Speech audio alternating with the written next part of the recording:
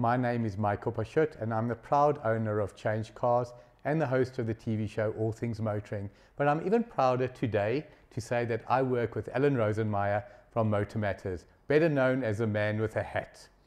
If you're looking for the best reviews on all new vehicles, Motor Matters. If you're looking for the best deals on new or used cars, changecars.co.za, where every car is sold by a 5-star rated manufacturer approved dealer.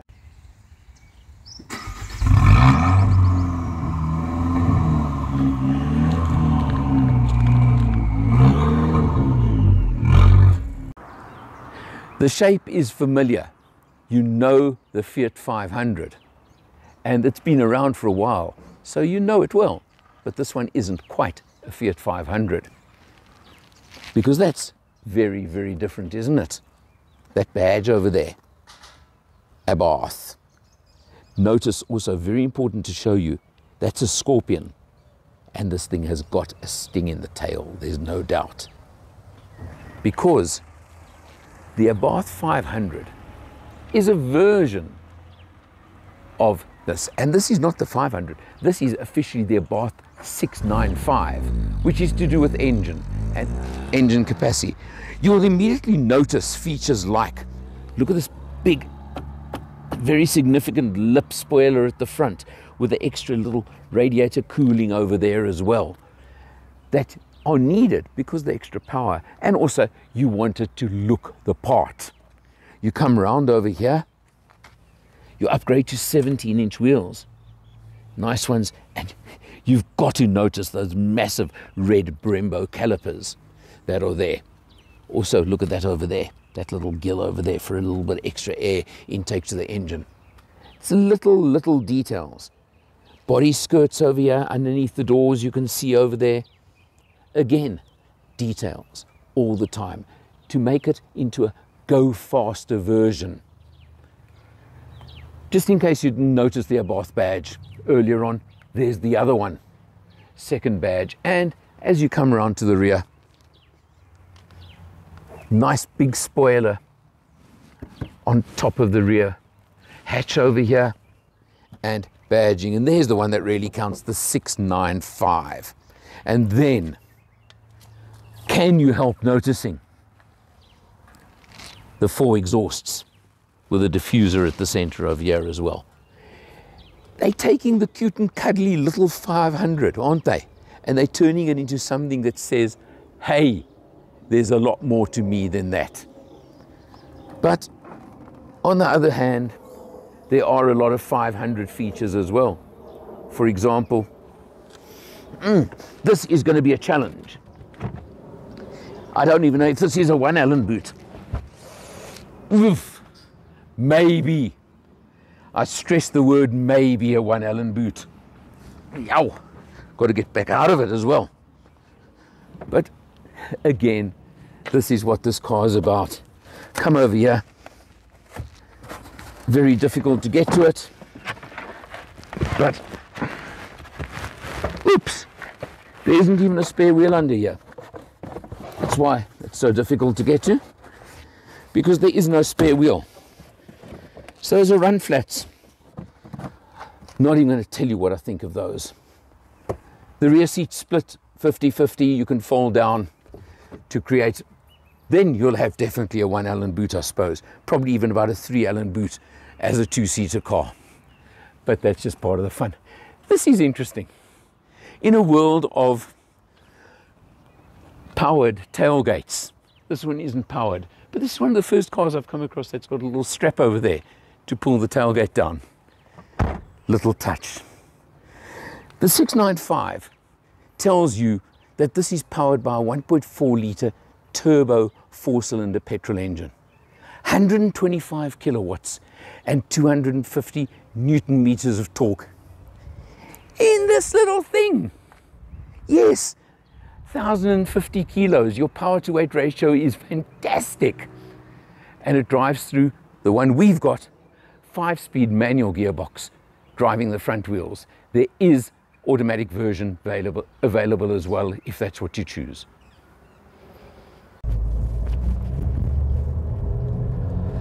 On the road, this is a ball of fun most of the time. Let me put it this way. What is nice is that although even in urban, suburban driving, manual gearboxes have become a pain a lot of the time, I've got to tell you, this little short shift manual in this car just works. It really does. And it's a click, but it's got lots of feel. It's got lots of, but that's, you've just got to take the context of this Abarth version. It's a fun car, and you've got to treat it as a fun car. It's got power like you can't believe. The power to weight ratio is what, of course, makes it so special. And it just is one of those cars, it makes no sense. And I'm going to say that a number of times in this video. This car makes no sense. I think you can hopefully feel and notice it's a bit of a bumpy, bouncy ride, but jolty. But look, the 500 always is, because it's such a short wheelbase, and that is kind of to be expected. And of course with the, but just watch this acceleration. I'm sure you can get the picture there of the power. Of course the turbo came on board, booted in, and it just goes like anything. It's a quick little car, that's what it is. The Coney shocks that you get upgraded on the Abarth version. Road holding is surprising for a little car that's pretty tall as well. So the center of gravity is pretty high, and yet the road holding is way better than you would have expected from it. So it's got all these little things, and it's just contrast after contrast in so many different ways. But it's a fun little thing to drive, and that's what stands out to me so much. Surprisingly big turning circle. It keeps catching me out, quite honestly. As you see our usual little 3-point turn spot over there, no way was it going to make it. But it doesn't matter. You really don't care about details like that, because they're just not important. It just goes, and it's got the grin factor. I'm going to call it that. Brian, good to see you as always. This little Abarth that I've just been driving, I termed it as a bit of a silly car, and you know why, don't you? 125 kilowatts, 250 Newton meters, and 1,050 kilos. Yeah, wait. I think it's probably one step beyond silly and a little bit crazy, but a lot of fun. And you have to agree, absolutely great to drive. Listen, it's great, and you know, and there was another brand. Somebody did something. Is count the number of times you see the name Abarth throughout the car. And then I went into a different exercise. Count the number of little scorpion badges. Yeah, I'm sure you'll have to tell me. I haven't. I didn't get to a final tally. But I'm sure you found the little scorpion button. Oh. Yeah, you seriously get a kick up the butt. Yeah, absolutely. It wakes the whole car up. I was cruising on the freeway when I hit it. I think my wife got a bigger shock than I did. Well, it changes the whole dynamic of the car, doesn't it? Totally, it changes the tone. It changes the response. It really is an absolute fun button, and I think part of that crazy that you alluded to a little bit earlier. 100% agree. But now, Abarth is, I've said, like AMG to Merc, Abarth is to Fiat. It goes back, I think, to the early 1960s. Carlo Abarth, an Austrian who became an Italian. Well, I think when you drive an Abarth, we all become a little bit Italian. Yeah, indeed. Lots of history. Absolutely, very good analogy. A bit like that, taking a Fiat 500, making it into something very special, very selective as well. Yeah. Absolutely, completely unique in that still producing performance cars in that tiny little segment. Absolutely. Look, it's a little niche, but you know what? The grin factor.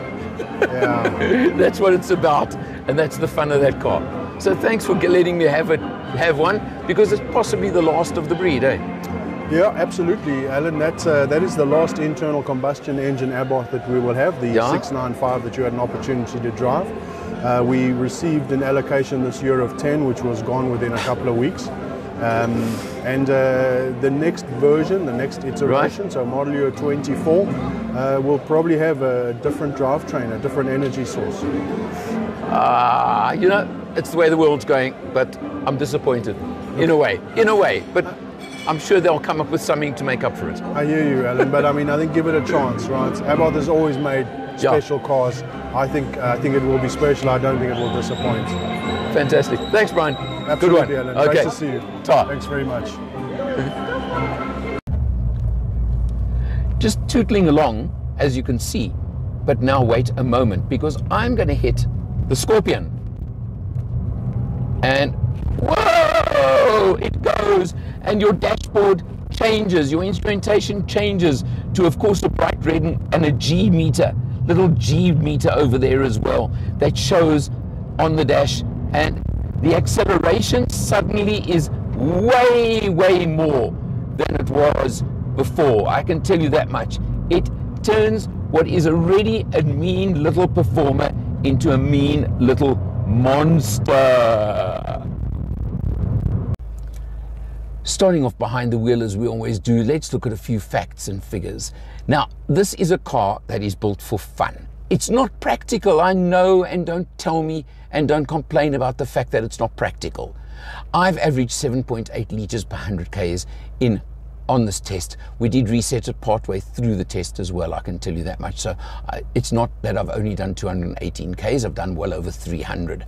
But that's the kind of figure you're going to get with this car. You see you've got tyre pressure monitor, but it's got strange things where, for example, to change the trip computer, you press the little button at the end of the stalk.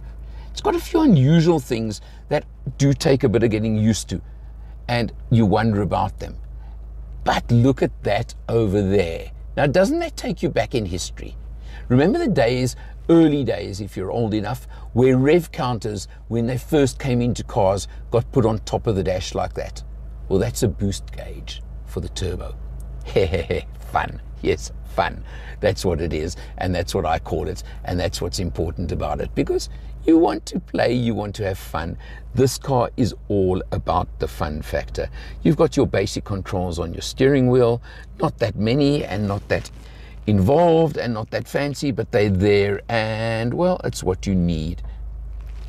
I'll say that much for it. Like the standard 500, I could tell you that the screen is not big enough, but it does look like it's nicely integrated at very least. It's got everything you want. Strangely, now one of the things that's odd about this car, there isn't even a reverse camera. You've got rear parking beepers, but that's it. And I found that a bit odd, quite honestly. Now that button there is the one that counts. I will explain in a moment. You see the Scorpion again? That's the sport button. I tried it along the way on this test, and let me tell you, did I get a kick up the butt? Let me put it that way. When that engaged, it was something else. Just keep it in mind. Interestingly, your controls for your electric windows are there. But listen, they work, they fall to hand. Now, look at this. First of all, the typical 500, where the gear lever is raised. It would depend on you, your size, your height, etc. But boy, this falls to hand nicely for me. And how's this short, stubby little gear lever with a round, a ball. I can't call it, you know what kind of ball, but a ball over there. It sits in your palm beautifully. It snick, it's a brilliant one, except for one little problem. Look up above me. Sunroof, which has got a blind, but note it's not a very dark blind. It lets through a lot of the light. You do not want to park this car in the sun and leave it parked in the sun for a while and try and drive it. Burnt palm. Ever heard of that one before? Not fun. I suggest you keep some kind of cover for your gear lever in the car when you're parking out in the sun. Very practical. Look here, 12 volt over there and a pair of USBs right here, just behind the cup holders, and they work nicely. They're a good spot there. And I've got to tell you something. With the cable, one of the quickest, easiest connections I've had in a long time to Android Auto. Worked brilliantly. I am very, very impressed. Again, look at these seats. Abarth. I would love to actually count up how many times the word Abarth is on this car. It's lots, on the mats as well at the front. But talk about proper proper sport seats. Bolstering on the sides, like look at this. You've got massive bolstering over there, haven't you? They really do fit you. Alcantara and cloth trim to hold you in place. The tombstone headrests with a little post box for if you actually want to dare put people in the back seat. But now again, I've got to say to you, this car is fun with a capital F. But one thing that is missing on this car is height adjustment on the driver's seat. It just doesn't have it. Now, you may say I'm being picky. I don't care if you do, because it depends on you.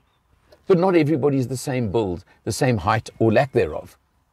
And practically every car these days has height adjustment for the driver's seat. Lacking here. Tiny little detail, I know. I've spent a week with this car and I've loved every second of driving it. The impracticalities of the 500, the slightly outdated, for example, infotainment screen and lack of camera of the 500 are things that may put people off and may worry people. But 30 seconds behind the wheel and you won't give a damn, I can assure you of that. That's just how this car is, and that's what makes it such fun. Abarth is to Fiat what AMG is to Mercedes. Started with a guy by the name of Carlo Abarth, who was originally Austrian, and he came up and started tuning up Fiats along the way, and the famous Scorpion, etc., etc. It goes back about 50 plus years already, the Abarth legend. And Fiat have taken this one, this baby little 500, and turned it into something that's a baby with a sting in the tail. I think that's the best way of putting it. Money? Would you spend 570,000 Rand on this one? When I first looked at it, I thought you've got to be joking, quite honestly. But after playing with it a little bit, I don't think that anymore. If you are this kind of person who wants smiles for miles, it's about the cheapest option you're going to get for that.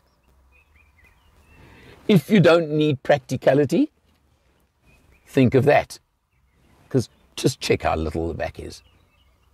But you don't buy this car for practicality. So if it fits you and fits your lifestyle, you're going to have fun with it. That's for sure. And that's something only you can decide for yourself. For Motor Matters, I'm Eleanor. See you next time.